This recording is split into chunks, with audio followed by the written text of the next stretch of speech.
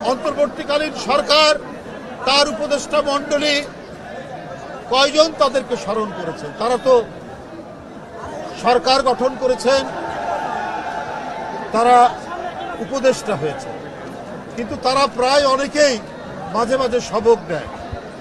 আবার দুই একটি রাজনৈতিক দল দেখি তারাও সবক দেন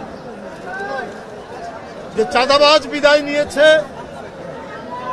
আর কোনো চাঁদাবাজকে আমরা দেখতে চাই না, না আসুক চাঁদাবাজ, না আসুক।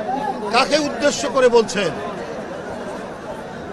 শেখ হাসিনার আমলে যারা ব্যাংক লুট করেছে, ব্যাংক আত্মসাৎ করেছে, এস আলমদের উত্তরসূরি হিসাবে 5ই আগস্টের পর আমরা কি ব্যাংক আত্মসাৎ করতে দেখিনি?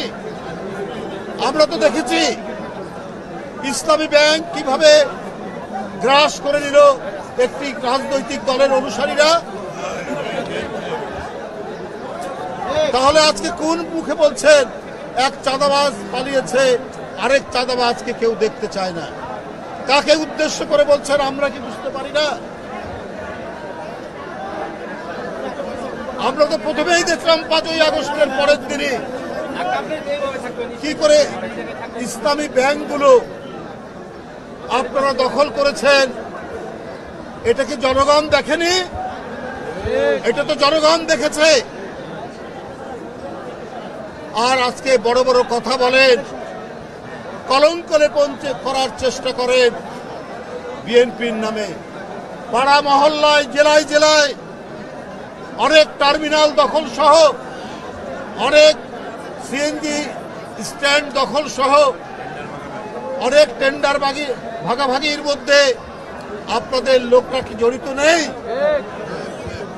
আমি সেই রাজনৈতিক দলটিকে বলতে চাই, খুব নীরবে নিভৃতে সবকিছু অপকর্মের সাথে আপনারা জড়িত।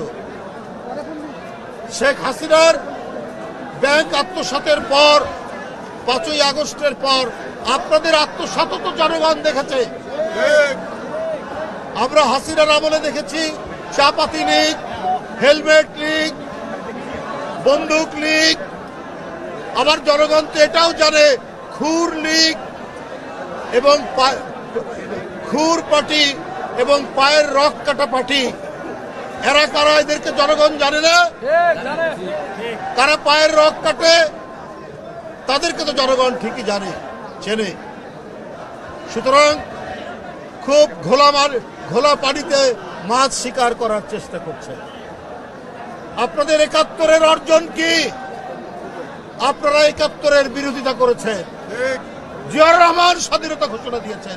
এই গৌরব বিএনপি, 71-এর গৌরব, 90-এর গৌরব, এই গৌরব বিএনপি। কারণ সেদিনও আপনারা শেখ হাসিনার সাথে আঘাত করে আপনারা এর সাথে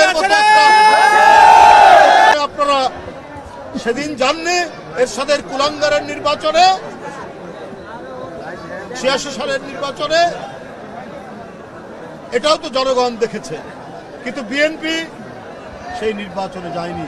তার নেত্রী বলেছিলেন, দেশনেত্রী বেগম খালেদা জিয়া, এরশাদের অধীনে কোনো নির্বাচন করবো না, স্বৈরাচারের অধীনে কোনো নির্বাচন করবো না।